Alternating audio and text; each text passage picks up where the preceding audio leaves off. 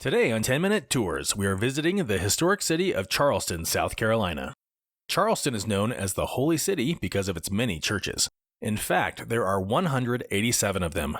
Of all the historic churches in Charleston, here are 10 of our favorites. St. Michael's Episcopal Church is the oldest church building in Charleston. It was built in 1761 in the style of St. Martin in the Fields Anglican Church in London, with its Greek columns and Georgian design.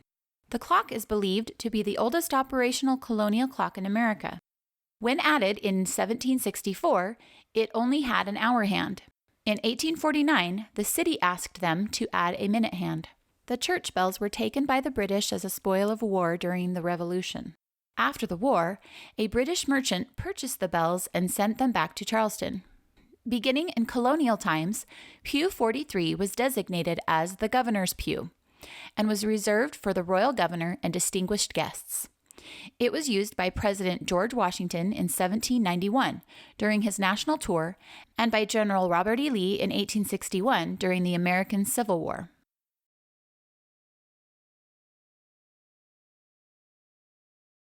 St. Michael's, however, wasn't the first church built at this site. In 1680, St. Philip's Anglican Church was founded and a wooden church was built here. It was damaged in the hurricane of 1710, facilitating a move to its current location. After many delays, it was finally finished in 1723. Unfortunately, in 1835 it burned down and was replaced with the church we see today. The style is very similar to St. Michael's, but it is slightly larger and has 3 sets of Greek columns instead of just 1. The building was completed in 1836, however the steeple wasn't added until 1850. The unusual dark green color of the steeple dates back to before the Civil War. Fearing that the many white steeples would make great targets for Union ships, they decided to paint them all black. Unfortunately, they didn't have enough black paint, so they added some green, making the distinctive dark green that became known as Charleston green. Another church that is a fixture in the Charleston community is the Circular Congregational Church. It was founded in 1681 as the Independent Church of Charleston by several different denominations of Christians. The first building was completed in 1685. During the Revolutionary War, the congregation existed in exile because their building was used to house British troops. The soldiers greatly damaged it, so it was demolished and replaced with a circular building in 1804. Over time, it became known as the Circular Church. It was patterned after the Pantheon in Rome and had one of the first domed roofs in America. The steeple wasn't added until 1838. This building burned in the Great Fire of 1861. The current building was completed in 1890 using many of the circular building's bricks. It has a distinctive cloverleaf design. Due to the church's diversity, as Charleston's population grew, other churches formed from its membership, including the French Huguenot Church, First Scots Presbyterian Church, and the Unitarian Church of Charleston. In France, during the late 16th century, relationships between Catholics and Protestants, known as Huguenots, started to ease when Henry IV, King of France, issued the Edict of Nantes, which established religious tolerance for the Huguenot minority. However, by the late 17th century, tensions again began to rise, coming to a head when Louis XIV revoked the edict. In 1680, 45 Huguenot merchants made Charleston their home, and their population quickly grew. In other Huguenot communities, they tended to assimilate into local Protestant congregations. At first, they met with the Circular Church. However, in 1687, they established the only French Huguenot church in the United States. It was destroyed to make a fire break to stop a fire in 1796, and a second church was built by 1800. This church was removed to make way for the current French Gothic building, which was dedicated in 1845. In 1731, 12 Scottish Presbyterians left the Circular Church to start the First Scots Presbyterian Church. The original building was behind the current building on the same property. Its location is marked with tartan flags. The current church was built in 1814 by Scottish brothers John and James Gordon and is said to be patterned after the Baltimore Basilica. During the Civil War, the church donated its bells to the military to be melted down to make cannons. The bells weren't replaced until 1999 when St. John's, a Preston, England church, bought a new set of bells and offered the old set of 8 bells to Scott's church. Unfortunately, the South Tower was weakened during the earthquake of 1886 and wasn't strong enough to house the smaller bells, so only the largest bell, named Bonnie, is in the North Tower. Originally built as the second campus of the Circular Church, construction of the Unitarian Church began in 1772, only to be delayed by the Revolutionary War. It finally opened in 1787 and was unofficially known as the Archdale Street Meeting House. The building served as the second campus for 30 years until one of the ministers converted to Unitarianism.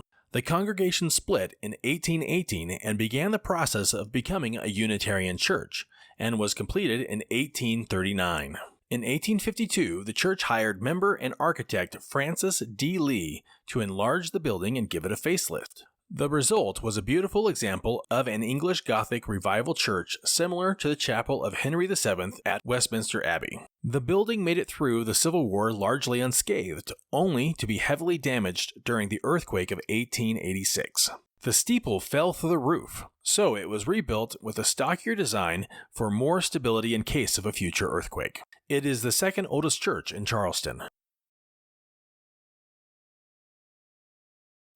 Charleston's first Lutheran congregation was established in 1752. A wooden building was completed by 1764 and had a steeple. It was located right behind where St. John's Lutheran Church is now on a street that was called Dutch Church Alley, which is now Clifford Street. St. John's was built in 1818 and was designed by architect and church member Frederick Wessner. The exterior is brick covered with stucco and features aspects of both Federal and Baroque architecture. The Italianate steeple and bell tower were built by David Lopez, who also built Kahal Kadash Beth Elohim. The first synagogue in Charleston was established in 1749. It was called Kahal Kadash Beth Elohim, which means Holy Congregation House of God, and is the 4th oldest Jewish congregation in America.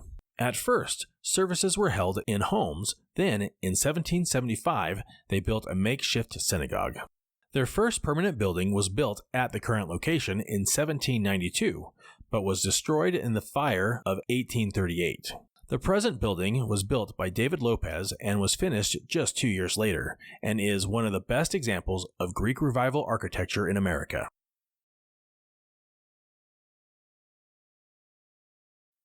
Emmanuel African Methodist Episcopal Church, often called Mother Emanuel AME Church, split from Bethel Methodist Church in 1816.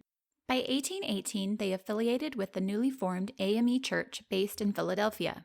In 1822, abolitionist and co-founder Denmark Vesey and 140 church members were arrested and tried for planning a slave revolt. Most were sentenced to floggings, but Vesey and other leaders were hung. After this, meetings with only Africans were illegal, and the church had to meet in secret. After the Civil War, they were able to build another church. It was a wooden structure with a steeple, designed by architect Robert Vesey, the son of the late Denmark Vesey. That church was severely damaged by the earthquake of 1886. Many people donated money to rebuild the church, including then-President Grover Cleveland. The current church was finished in 1891 and throughout the 20th century had many distinguished guest speakers, including Booker T. Washington and Martin Luther King Jr. The church was the scene of tragedy in 2015 when a white supremacist opened fire in a Bible study, killing 9 people, many of them teens.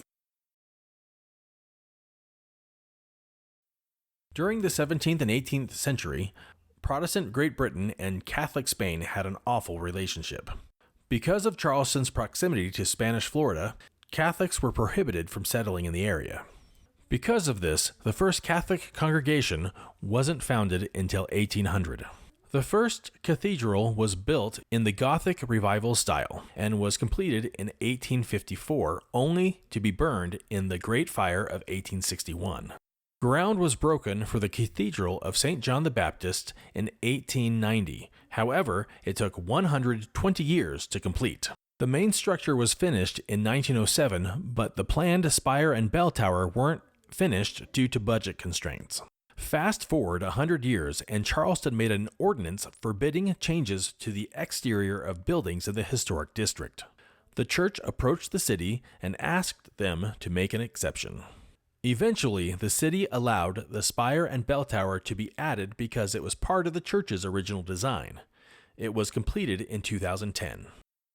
That wraps up our tour of our favorite Charleston churches. If you enjoyed this video, be sure to like, share, and subscribe. To be notified when we upload new videos, click on the bell. If there is a place you'd like us to talk about in the future, feel free to tell us in the comments below. Thanks for watching!